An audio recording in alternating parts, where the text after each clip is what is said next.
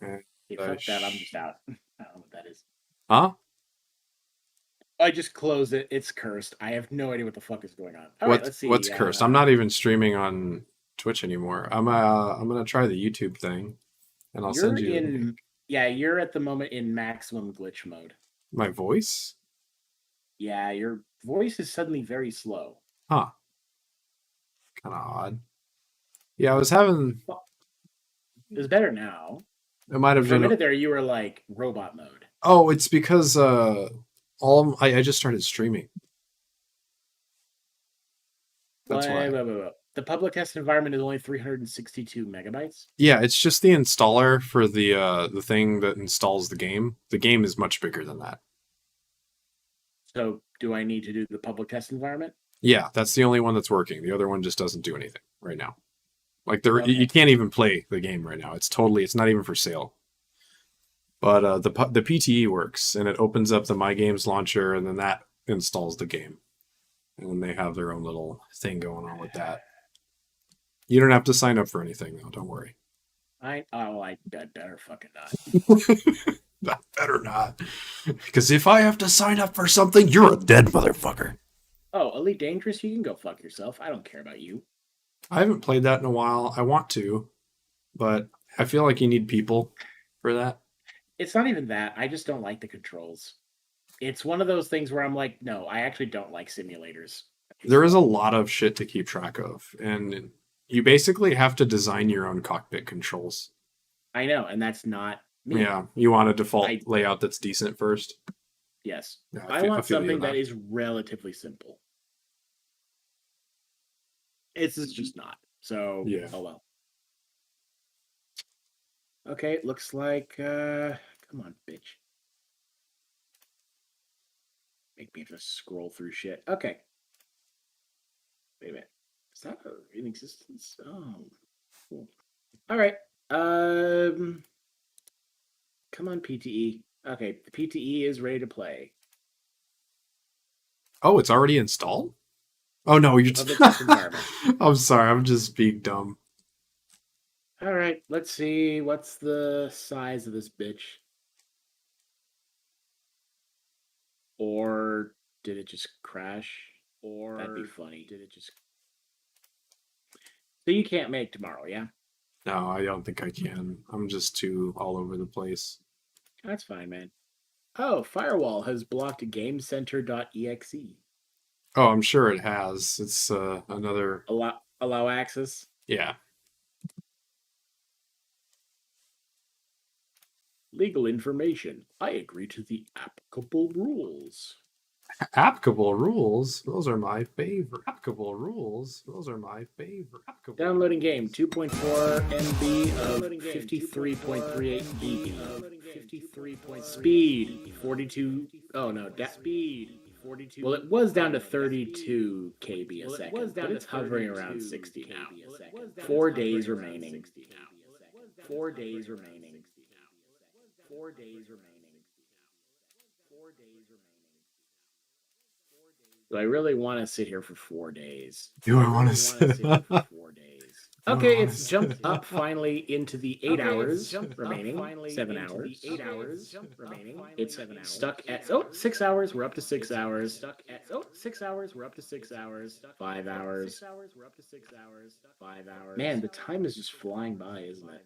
Man, the time is just flying by, isn't it? Oh gosh, I just realized in my little stream both of our voices are on there. In my little stream both of our voices. It's got like a loop. Who are you streaming to? YouTube. I sent you a link. I'm not streaming to anybody. It's just my. I sent you a link. I'm not just my YouTube channel. It's just my. I sent you a link. Just my YouTube channel. Just my YouTube channel. Oh god, I can't listen to that. Yeah, no, this is. Oh god, I can't. We're on the stream, so it's gonna fuck your shit up. So it's. I'm just like, oh no, there's like a couple seconds delay. I'm like, no.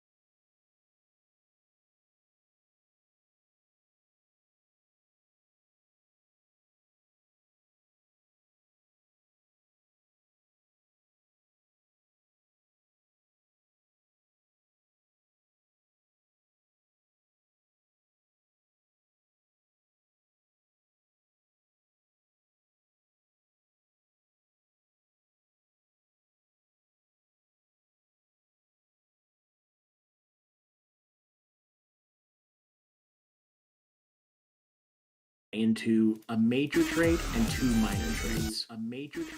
And basically, it was just a really good way of taking the first races, basically, and bringing them up to a power level that's a little closer to the later stuff. Because as they've built Baybeee, just over Arena victory. the newer stuff is a lot stronger than the older stuff. Oh, because they're trying to deal with like the community both being able to exploit the game better and like their changes, or what? No, it's literally just 5e as they've been writing it have realized, oh, when we wrote the original game, we wrote it badly, and that the later races that came out were just better. They're just stronger. Like Tabaxi are superior to elves in every way. They can basically replace elves to a certain extent. The only thing they don't have is Fey ancestry, but like they get so many other nice things, including 2 skills. And actually, that's kind of what this guy called RPG Bot, he has a website.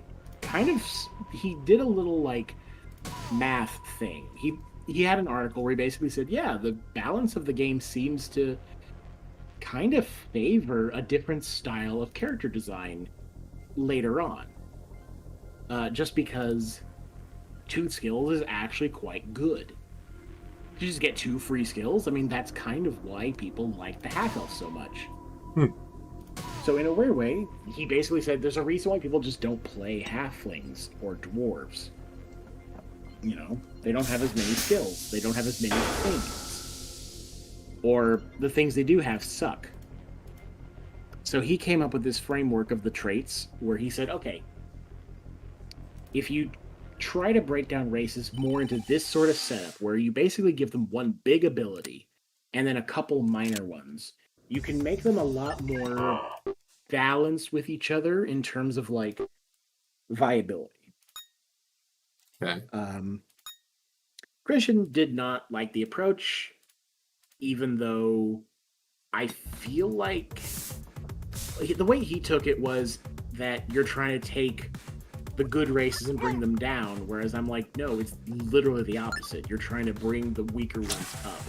I mean, which then ran into the wall of Christian has his preferences. Yeah, this isn't a problem. Like, the way that he's presented the argument, it's literally the juxtaposition of the same argument. Basically, the big problem is just the fact that he plays elves. Yeah, so anything that makes the elves less superior is not something he wants in the game. Nope, not that at all. It doesn't matter what stats you give anyone, he'll play elves, because he likes elves. Right. Mechanically, he does like the fact that they get perception. That's honestly the only thing he looks for. If he can get perception as a skill from a race, he will pick the race. That's it. That's literally how he builds characters. Well, I mean, with that in mind, I guess you could still... With that in mind, he basically therefore takes it as, like... I don't know. You know how when you have a conversation with someone, and then you try to talk about it afterwards, you can't quite get the same level of nuance that was there? Yeah, I'm trying to do that. I'm trying to do that here, but it's just like Christian is just that specialized and that like in his own head about things. But yeah, it was very frustrating because I thought I had done a really good job of fixing some things that I thought were problems until I realized it's only a problem to me. Christian doesn't give a shit. Well, I think it's what you're saying makes sense, so good job. I guess. It's just one of those, like... Hang on. Okay, never mind. I had to just check and see if the dogs had shit on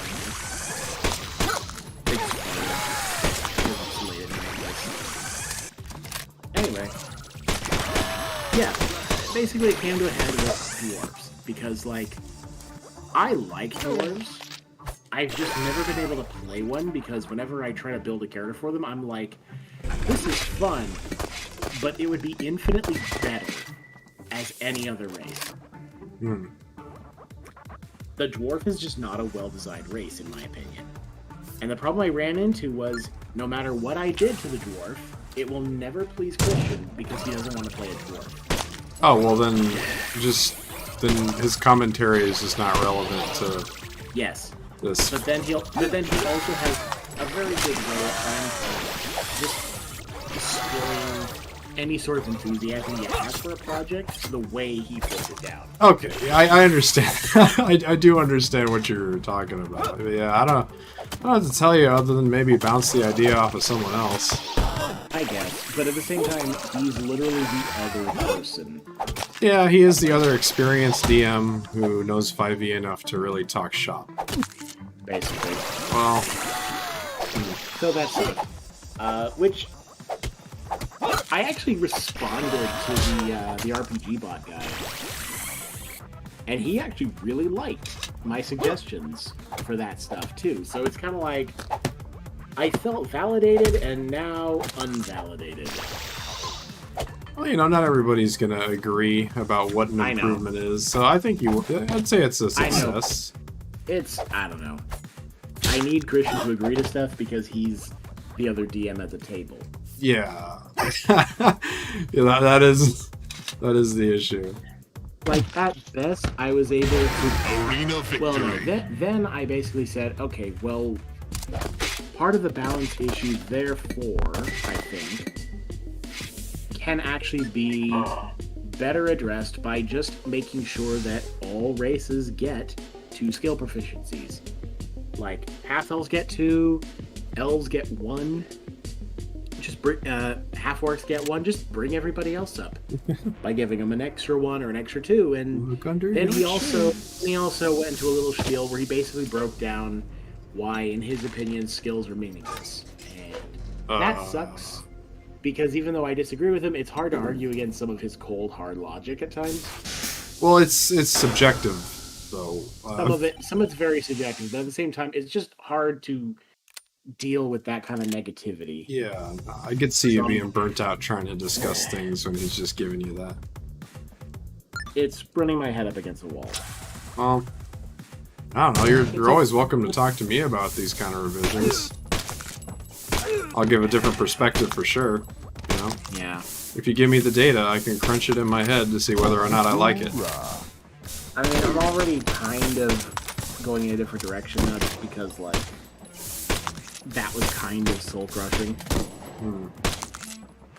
On the plus side, afterwards, we talked more about the fact that, well, one, he brought up his own kind of view of race, which he has some compelling arguments also. And in particular, we kind of bounced around ideas for 5.5. Oh, okay. Because they recently announced that there is going to be a 5.5 edition. It's not coming out till 2024, but... Oh. Well, okay. We'll have plenty of time to work on it. It's going to be a huge revision of the entire game. Alright, so they're going to try to reinvent the wheel, as it were? They're going to reinvent 5e, in the same way that 3rd edition had a 3.5. So, what everyone's kind of expecting... well, one, they announced that they're going to come out with a brand new setting. And they're also going to base 5.5 in a different setting that hasn't gotten a book yet in 5th edition. So everybody's now like, oh shit, does that mean we're going to get, like, Planescape? Does that mean we're going to get Spelljammer? Greyhawk? Dark Sun? Like, what fucking setting are we going to get? That we haven't seen in 5th edition. The things people are pretty sure is going to happen is that the Ranger is going to get completely overhauled. There's a very good chance that the Fighter might just disappear and become a kit for other classes. Or at the very least, everyone's going to get battle maneuvers to a certain extent. And definitely races are getting a massive overhaul, because at least in one of the recent books, they came up with a couple of changes to races that it looks like people are very positive towards. So that might become the new standard. And those changes are basically just there's ways to swap in and out certain proficiencies. The ability scores are no longer set in stone, and you can swap them around how you like. And they came up with something called a custom lineage, which is basically just make your own damn race. Which is like, you pick a couple ability scores to increase, you decide if you want a skill proficiency or dark vision, you decide if you're going to be small or medium, and then you get to pick two. It's kind of boring, but everyone's like, okay, that's the way this is going. We're going away from quote-unquote problematic language and more towards everyone being able to make a Technicolor rainbow furry character. So they're further obscuring D&D. Kinda. There's actually very good indications they're going to drop the word race. That's stupid. And instead go with how Pathfinder is doing it, which is ancestries to heritages. I mean, that's like literally a meaningless and superficial change on a technical level, but why not? Well, yes, but it's because we also talked about this, which is that I think that there's a whole generation of people now who I think people honestly are losing the ability to understand symbolism. Everything has to be literal for them. Are they just too dumb? Like, I don't understand. It's literally the Twitter generation. They're like the so people who are confident- like going to college and can't use a search engine? Basically. More specifically, it's the Twitter. It's the people who, like, the example I gave was that there's a guy I like to watch on YouTube, very informative YouTuber. He generally talks politics and shit. One thing he pointed out was that there's all these weird arguments over the various LGBTQ flags. Yeah, who's got what? Who represents who? Well, that, and also because some of the more universal flags incorporate fucking everything, so it's horrible. They're awful flags. And he pointed to the idea that people have been floating around. That there's just a subculture of people these days who don't understand symbolism, and thus, if you don't literally put something in front of them, they won't understand it. So the fact that you don't have every flag for the trans movement and whatever else on there means you're specifically excluding them. And it's like, no, we're just trying to make it aesthetic so that people will understand what you're looking at. Well, yeah, anyone who's got like a hardliner opinion on that may actually not be, very... They don't get it. They actually can't understand symbolism, I think. Yeah, they've actually lost their, I guess, the human ability to identify patterns or something. I don't know. Like, it's... Something like that. That's why, fuck, I had a point there, and it was tied into D&D. It's like, that's why they can't use the word race, because this group of people literally cannot fucking understand that there's a fictional use of the word that does not correlate with their politics. Oh yeah, that life itself and fiction and creativity can... They can't see they're basically, the line is blurred for them. They don't understand it. Probably because they think they're like a fucking fox made of rainbows. I don't know. Point is, they don't understand that. And why is Wizards of the Coast trying to cater to those people? Because they're a massive part of the audience. They actually are a huge portion of Wizards' money. So they have to. That, and apparently a lot of the Wizards of the Coast, it sounds like a lot of people on the staff have become that, so... That's unfortunate. Just imagine that D&D is being made by people like Jess now. It sounds chaotic, and like they're gonna have some issues. They will. They are, and they are doing so. So basically, they're going to get rid of the term race because it's problematic. Even though, as I've kind of pointed out, like, race is used in a very different context in fantasy. Well, yeah, not everything is the context that the person who is stating their opinion is expressing. Yeah, it's like race is specifically used in fantasy for very specific reasons. It breaks immersion to use terms like species. which is what is more accurate. But like, no, you're trying to fit a particular literary feel, and by changing the word, you're changing that feel. You're not going to get a fantasy vibe if you change the fantasy words. Well, yeah, I mean, like, this is a conversation between people who don't, like, who basically, people who are literate in writing things and people who don't care. They just want, basically, it's people who actually give a shit and people who only care about their identity. Yeah, the people who are DMing and, like, spending their time crafting worlds, they're probably going to hate these changes because they're restrictive and stupid in the sense that everything is within the same... No, they're actually more open and, like, their customization is incredible. Yeah, but that's going to force the DMs to basically ban, like, a ton of stuff based on their party. We'll see.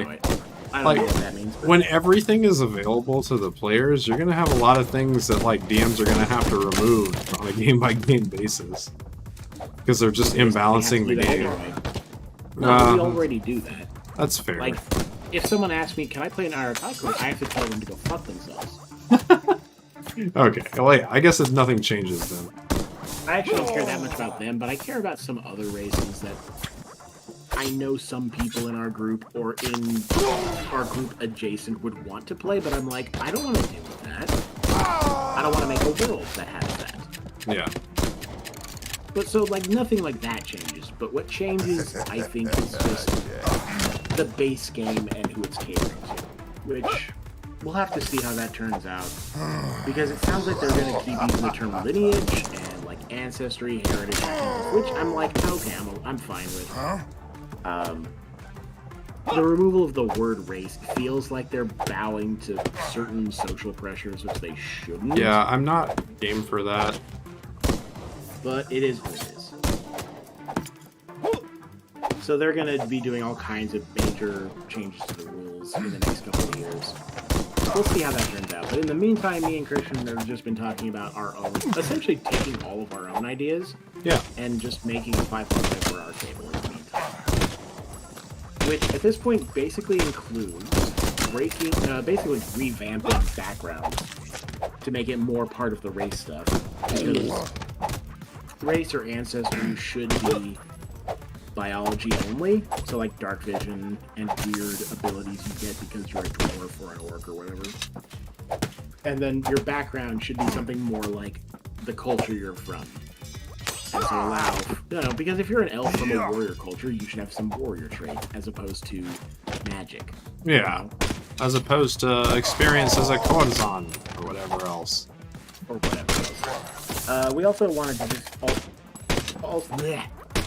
in addition, we were talking about changing backgrounds also a little bit more in making them more of a, instead of like, oh, well, what were you before you're an adventurer? I was an artisan. We're more like, no, we don't actually give a shit. Whatever you were doesn't matter. What matters is what made you an adventurer. So instead of like, well, because like, you could be a criminal, or you could be a nobleman, but you would both still have the same background, hunted. There is something from your past chasing you. It's up to you in the DM to decide what skills and traits you get from that, and then also what your feature is from being hunted. Hunted, in particular, if you decide, could mean that whatever you're running away from could show up. Yeah. Like, if you're being hunted by bounty hunters, well, then at some point the bounty hunters might show up. If you're being hunted by your family who wants you to put the crown back on, goddammit. Yeah, it could be that. It could be that. You could have a wanderer background where you have tool proficiencies because you were a cobbler or something, but you literally decided one day, fuck this, and left. And so you shouldn't really be defined by being a cobbler at one point. You should be defined as being someone who has lived a nomadic life since then, wandering the land and learning more about the cultures around you. So Christian kind of wants to, instead of the basic features, which he's like, I mean, me and him both agree on this. Like, if you're a folk hero, it means that, oh, local people will let you stay in their house overnight, or they'll shield you from the guards. And it's like, yeah, but that's like 2 copper. You're saving literal pennies with that background. Same thing with acolytes, being able to, yeah, it's like you say that you perform some religious rites and the locals let you stay in their house for the night. You're saving coppers. Even the night background, which gives you a couple retainers, it's like, yeah, but those people literally work for coppers. You're just saving pennies. Yeah, they're not like valuable in a balanced sense. They're just thematically interesting. So the idea would be, no, instead your background or your cause, or your origin, as we're going to be calling it, is a much more powerful feature. Like, if you're obsessed or haunted, you would be a character who gets advantage on all research checks. Because the idea is, the thing that inspired you to adventure drives you. And so in researching things, and getting closer to researching your goal, you should have advantage on checks to do so. I'm trying to think what other options we're coming up with. Oh, if you're a wanderer, you should get either a flat bonus on, like, history checks, because the idea is like, yeah, you've been around, you've traveled the lands, you should have an easier time remembering shit, like, about places you've been or things you've seen. So it should be like, yeah, like a jack of all trades bonus or advantage on certain knowledge checks. That should just be what happens. So basically a lot. We want to overhaul a lot of that. We did talk about how we both hate the fact that Thieves' Cant is a rogue language. Because for some reason criminals don't get it, even though criminals should have Thieves' Cant. Yeah. So why not make it a secret language, as opposed to a class feature? That makes a lot more. So like little changes like that. The biggest change, besides a couple of our typical house rules we found, actually was when me and Christian were talking about how they really restricted the action economy in this game. And we came up with an interesting fix, which is that we'll actually just remove movement. What? Okay, basically, you do not actually have free movement on your turn. What you get instead is a second action. You always have two actions. One of them you can spend to move. But if you're already in a position where you're next to an enemy you want to attack, why not just say, okay, you can use your second action to attack. It means that fighters, for instance, get stupid amounts of attacks, but like, that makes sense. They're the fighter. They should be able to make stupid amounts of attacks. The only restriction we came up with is that you can't use your second action to cast a spell, like a full spell, but it still means you can do crazy shit like drop a fire on someone and then immediately blast them with like Eldritch Blast or Firebolt, and then the Sorcerer in particular, you could even quicken and shoot off another cantrip at them. Like, it just opens up the versatility of your action economy. But you don't get to move, so it's still one of those things where you gotta make the conscious decision, do you move, or are you gonna use that action for something else? Arena fair. So standing, it kind of brings back the full actions from 3rd edition. Oh my god, I just lost this like really long arena round fighting this giant with a minigun and a bardache. Oh shit. I got him down to like his last bit. I tore the helmet off his head so I could shoot his like stitched together face, and then I'm down to like my last scrape of HP, and he is too, and then he just gets one opportunity, revs up the minigun, and cuts me in half. Damn. Because that's all it takes from a minigun in here, is just like a few good and you're dead. Yeah, just a bird. Yeah, I got birded. I was so close too. I was gonna get so much XP. You want to take a break, do some Battlefield? Sure. Yeah, this game's actually quite difficult. Like I like this. I picked this up for nostalgia, right? Like this is a nostalgia buy because I loved the old Newgrounds series. But this is a 10 out of 10 perfectly programmed game that's not crashing, not buggy, and is exactly what it is as a show. And it's all Flash games. Nice. But it's 3D. It's like a beat 'em up. It's like a really hard beat 'em up. But man, is it good?